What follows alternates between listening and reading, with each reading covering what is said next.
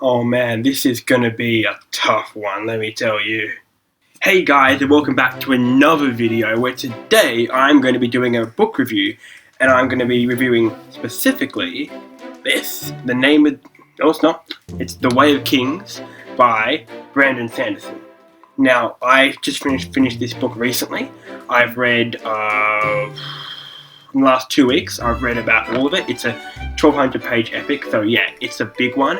But don't be scared because it is so good and you'll just fly through it. It's one of the best books I've read in a long time.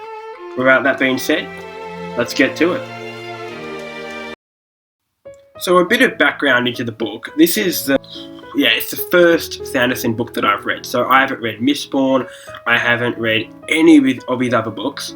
However, I have gotten this, Skyward, which I will read soon, which I found in the bookstore because I saw it, and I just finished The Way of Kings, and I love The Way of Kings so much, so I thought, well, I'll get another one. This is actually sci-fi, I believe, so that will be interesting to see how he tackles that. I'm sure he will do quite well. But, back onto The Way of the Kings, basically setting up where the book takes place. It's a fantasy story, right? So it takes place in a mythological world. It's high fantasy. And basically, it takes place in the world of Russia. Let me look. Let me find it. There you go. Russia. There we go. There it is. This is the world. And pretty much, this world is ravaged by these things called high storms.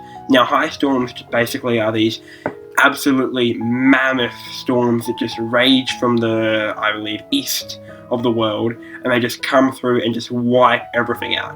Anyone that's in a high storm gets absolutely decimated. You basically can't survive a high storm, and they change the environment in completely insane ways. Like the trees have like shells on them to keep them safe. Not only are the trees have shells on them, but the landscape, like there's no grass, no like the grass that we would think.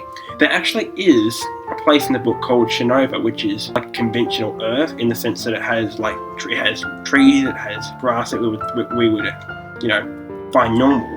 But for the most part, The Way of Kings feels very sci-fi like in its world building, despite being very much a fantasy with medieval elements, but being entirely unique. It does not feel like a remix of our Earth. It feels like something entirely different.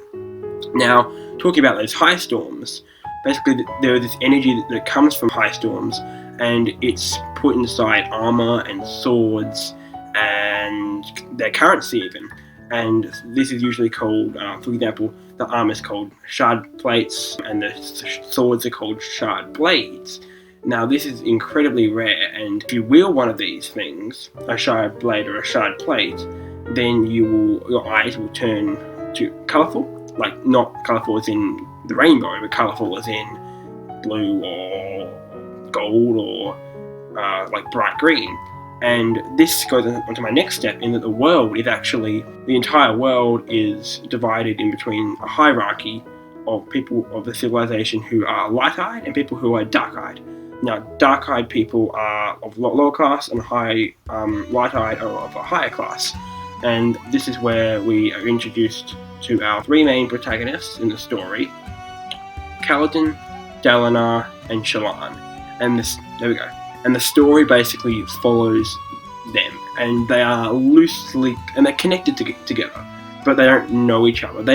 Some of them know of each other, and by the end of the book, two of them know each other quite well. At least they've met, but they're not best buds. It's not like the Avengers or anything like that. Let's talk about The Way of Kings, which this one, the main character in this one is Kaladin. Now, Kaladin's last name, Stormlight, is basically he was going to be a surgeon. However, he went off and joined the army to protect his brother. No more spoilers. And things haven't gone that well for him, and he's now a slave. He is in part of what's called bridge crew. So actually, bit more background. The king of the main land that we follow in the story, he was assassinated 5 years before.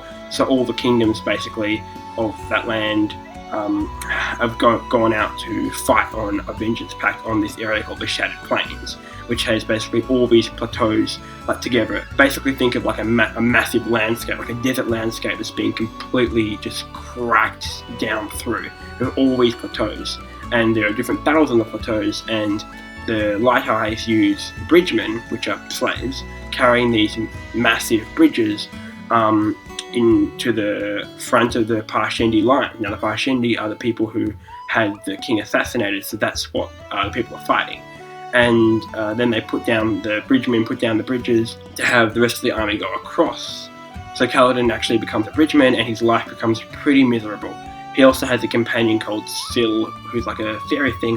I thought of Navi when I first read the book. She's not like Navi. She's a fairy companion, sort of. She's called a Spren. Basically, this world is also inhabited by these things called Spren that are living in everything. They make up everything. They're almost like atoms in some ways. And they normally can't really think and make conscious decisions. However, Syl can, so she's actually quite unique. Anyway, Kaladin's arc in the story is incredible, and it's a really great character arc that just, by the end, is just making you pop your fist up in the air and going, yes, Kaladin. Now let's move on to the second character. Now the second character is going to be Dalinar. Now he is the brother of the king who died, and he had, in the past, has been an absolutely incredible general. He's just been force to be reckoned with, just cut down armies and armies. He's been bloodthirsty. He's just been such a powerful fighter. But when the book picks up, he's getting visions from an unknown source, and he is now questioning whether that fighting is the right thing, and he's starting to follow these age-old codes from the book called The Way of Kings. Not the novel, but like a set of rules that people need to follow. Now, the people of society don't really follow it anymore, but he's starting to, and he has a very strong sense of honor, like Zuko, but it's not really ingrained into everyone else. It doesn't make him annoying per se, but it does make him think that he's justified. And he's a very interesting character because the new king is, of course, his nephew, so he has to try and help the king being his nephew, but also trying to run his army, as well as be a good father, because he has Adolin, who's his son, and Renarin, who's his other son, who he's trying to not look after, but just guide on their journey. Adolin's also a pretty main character, but he is part of Dalinar's story. Dalinar's story ends in a certain moment that is just, it's one of the most incredible scenes I've ever read in a book, and it's really good. Now, the final character that we're going to follow is Shallan. Now, Shallan is a girl who, she's a Light Eye. She's from a pretty low noble family. It's like low-ranking noble family, and she is going to try and be a ward. She's trying to find this woman called Yaz Nicole Lin. Now, Yaz Nicole Lin, she is a really renowned scholar. She's incredibly bright, and Shallan ends up becoming her ward. The reasons why Shallan becomes her ward might not just be education, but I won't spoil it. Pretty much Shallan's story is a lot shorter than Callaghan's and Dalinar's in the book. However, it is quite interesting, and it explores a different side to the world and the story than the other two. And she's a very different character. She's also an incredible artist, and she does drawing all the time, and her images are actually in the book. I'll see if I can find some for you. For example, this. These are creatures called Chulls, and that's a picture that Shallan drew. There. There are things like this scattered throughout the entire book. It's really cool for world building and just getting a visual picture, but without just shoving everything at you visually. So yeah, that's Shallan. There are lots of other little details in the book and lots more spoilers, but that's what I'm going to cover for the main plot. There is another character called Szeth. Basically, it's really hard to pronounce. It's S-Z-E-T-H. It's difficult. But he was actually the assassin who killed the king, and now he is going around doing other unsavory things that he doesn't actually want to do, because he hates killing, but because of these rules that he has to follow that are ingrained in him from a child, he feels that that's what he has to do. Basically, The Way of Kings is part of a series called the Stormlight Archive that now has 3 books, and it's going to be, hopefully, a 10-series epic, which is it's very large, seeing as how this book itself is the longest book I've ever read. Yeah, it's, wow, I cannot imagine how many pages are going to be in that. Ultimately, it's going to be more than 20,000 by the time it finishes. But yeah, that's a big series.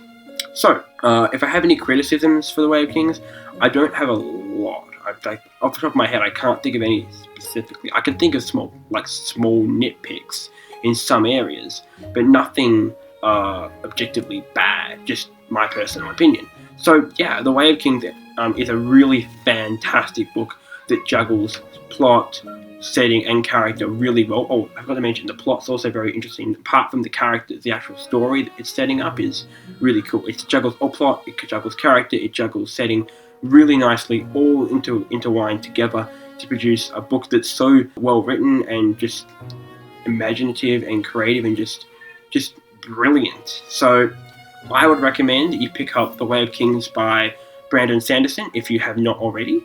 As I said, this is the first Sanderson book that I've read, so I'm definitely going to get on to reading some more. I'll read Skyward next, and then I've got the second book of the Stormlight Archive, Words of Radiance or something like that, ordered on the book depository. So that will get here eventually, and I'll read that and get back to you. So anyway, if you enjoyed this video, make sure you subscribe and like the video to see more. Anyway, I'm Jasper, or the Aussie Viking, whatever you want to call me, and I'll see you all later. Bye-bye.